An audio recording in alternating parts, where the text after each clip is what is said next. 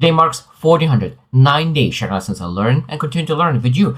My hope these insights will inspire you, support your dreams, help achieve your goals, really empower you to become the person that you want to become. Today I speak about discipline, and I will share why I want to speak about it. I was chatting with my friend, my mentor, Robert, and we were discussing discipline. And the idea that he shared with me is very, very powerful, and it reminded me that discipline is important and necessary for growth, but is not enough. Because discipline, if you just pursue discipline without understanding other parts, I think that will miss the mark. And I think that one of the best examples that he gave to me is that if you choose some kind of habit for a day, it might be that this discipline will not help you to become the person that you want to become. It says that if you take a sticky note, and every single day on the sticky note you write a word or initials, how that will help to achieve your goal. You could be the most disciplined person in writing your name on that sticky note every single day. You will be the best your name writer in the universe. But we need to ask like how this actually helps you. So that means that being disciplined, it could be great, but you need to be disciplined on the right things. And that's where success lies. So being disciplined is great only when you're really doing the right thing. Now, when you build that keystone habit, maybe the first habit you never thought that you can be disciplined, maybe anything could be great. But when you think about creating second, third, fourth habits, it must be actions that really add value to you, that really develops you, moves you forward, just to make sure that you really are disciplined and productive. So today we'll share the root level blocks behind discipline without progress, because we can have discipline but we not have progress. So today we'll share about root level blocks that potentially stop us from getting and moving forward or getting results. The first one is identity trap. And I think that's something we can say that I am the consistent one. And I think that we can really put that identity of discipline. And I think sometimes we're able to really optimize things to really be consistent rather than being effective. And that's a big thing. So it means when we really have identity of consistent person, we potentially start doing actions that aligns with consistency rather than effectiveness. So what really brings results? The results are brought by effectiveness, not consistency. So that means when we think about our goal and our actions, we need to ask how long I could do it, how consistent could it be, but at the same time, is this effective? How effective it is? How is that actually moving me forward? And if you said that, I don't know if this actually moving forward or I am just being consistent. It's almost like the example of writing your name every single day. You're consistent, but it doesn't add any value to your future whatsoever. So that means that every single time when you have a habit, routine, discipline in place, we need to tell how effective it is. It is. Because if it's not, maybe there's something else that you could do. Because identity of consistency could be great, but at the same time, we need to really focus on effectiveness. Number two is subconscious payoffs. It might be that you are disciplined but not advancing because maybe there's a payoff of being where you're at, because we don't want to really give up our current comfort zones, because sometimes growth threatens our view, our relationships, our identities. There are so many things could be threatened of changes that's coming. So even though that we are consistent, but we truly want the change, but we truly do not want that change. And because we do not want the change, we sabotage our consistency, we sabotage our progress, we sabotage our productivity just to stay stuck in our own progress. Number three is shadow of fear. And I think that sometimes we're afraid of fail. Again, sometimes we're afraid of success as well. What will happen if and there's probably shadow of fear is aligning with this a little bit with subconscious payoffs. Subconscious payoffs is more focusing like if I'm not achieving, I'm staying where I'm at. If shadow fear is like, so if I really change, where am I at? What things will change? And I think that success, that fear of success is potentially right, because we will be different, and that is different view of future might be scary. And I learned that familiar things feel comfortable. Familiar things a lot of times are bad of us, but they are comfortable and familiar and feel sometimes that you crave for comfort. And terrible how it sounds, but like we crave sometimes for bad things because that brings comfort feelings, familiar feelings. So sometimes we need to really do the things that is unfamiliar to really get to the right things. And I think that exposure sometimes is very, very important to understand that hard working is great with consistency, but if it while staying safe in those limits, we will not get improved because of sometimes be able to do the same exercise over and over again. And in the beginning allow us to grow to that certain level, but that level sometimes becomes our ceiling and we stay there. And if we do not increase our limits and we do not come out of safety, we will stay in the same spot. Number 4 is emotional baggages. And that means that unresolved traumas. And I think that discipline could be a mask order on the outside, or really make sure that sometimes we just have unresolved things inside and really are very disciplined in small actions, but we do not expand ourselves. So that sometimes, and I believe that when you think about disciplined actions, is very comforting. Very comforting because it's very predictable. So that means that you know exactly what will happen, and because you know what happens, that's it's easy to really have that emotional home with that habit. Sometimes we need to really heal ourselves and make sure that we are able to really allow ourselves to expand, to grow, to improve, just to make sure that we don't leave growth on the table. Number 4, and I think that is very, very similar topic, but over control versus surrender. Over control versus surrender. So that means that discipline is something that you are feeling in control.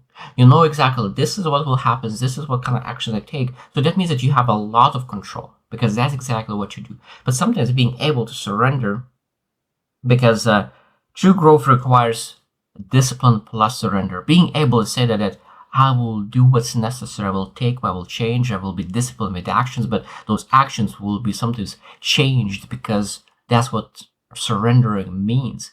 Because if you want to control, you will keep the same actions over and over again. But if you surrender, you understand that sometimes you will need to change the actions. You will always do actions, but those actions will be different based on your current situation, based on your needs, based on your aspirations, based on your vision. And that's where you understand that surrendering means attracting who you need to attract rather than being in control, over control of all the actions that you do. So it's partly of, again, this is being too rigid or being productive. Because I think that if we don't surrender, we'll lose all creativity necessary to find the best action for us to achieve success.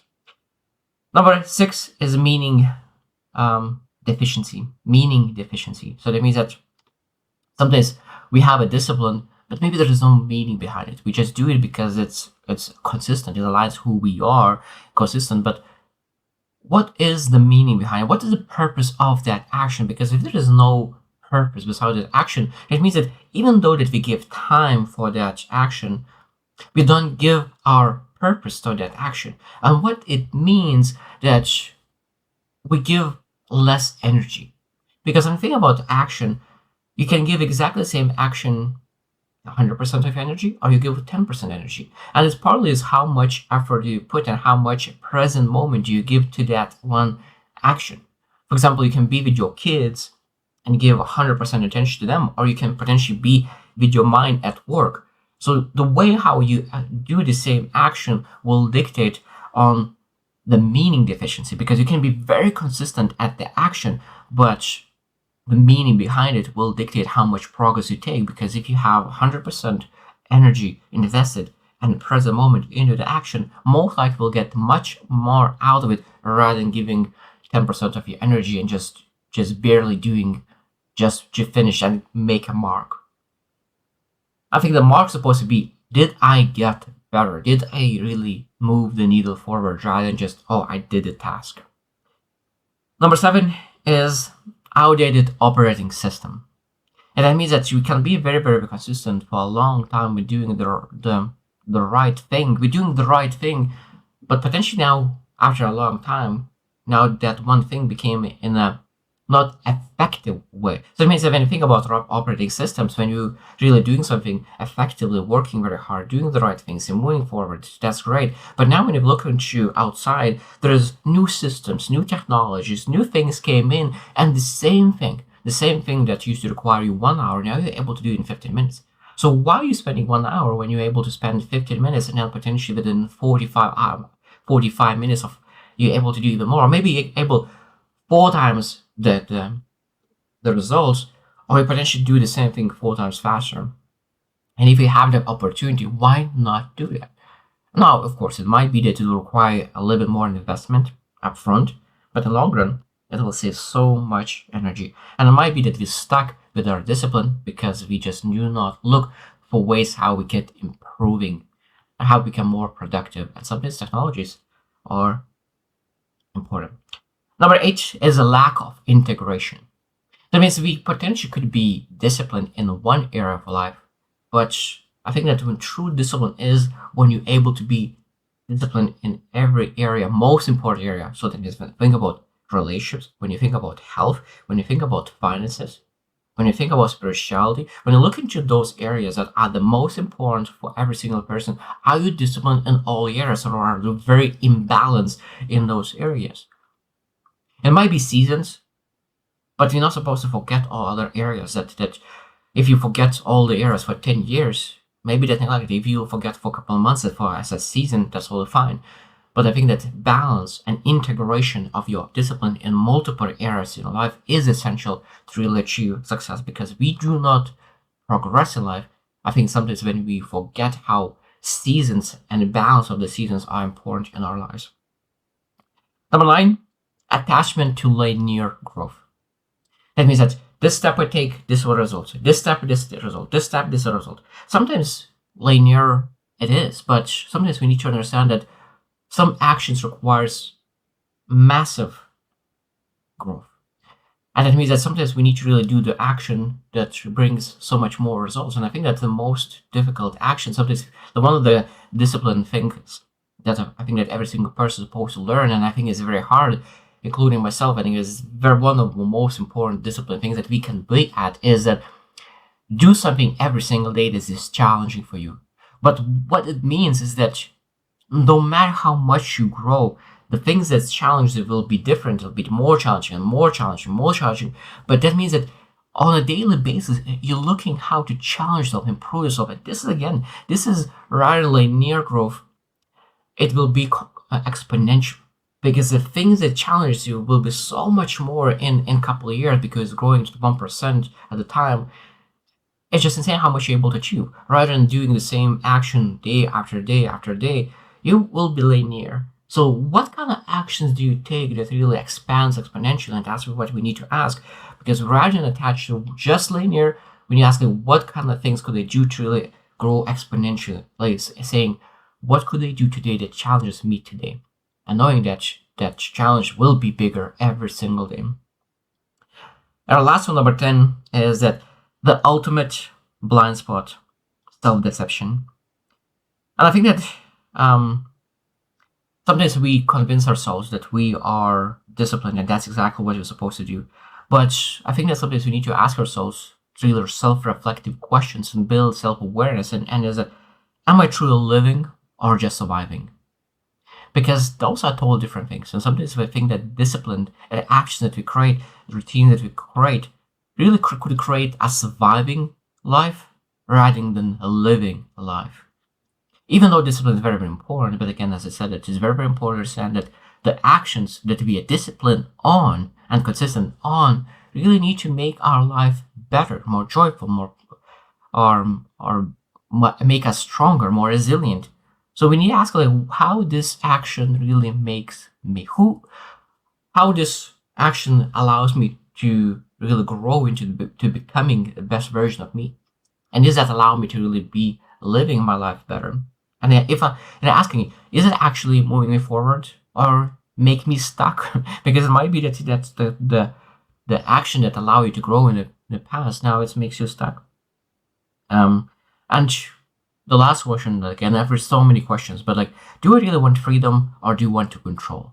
Because discipline sometimes could really allow you to control, but keep you out of freedom. So I hope you to reflect as well. How many times you have potentially done something consistently that when you look into it, reflect on that, you realize that maybe you being consistent at that one thing maybe was not the most effective, productive thing that you could do. I think that is very, very an essential topic because discipline is very, very virtuous word. But at the same time, if you don't use it right, we potentially could even do harm to ourselves. So I hope you choose to win and see you tomorrow.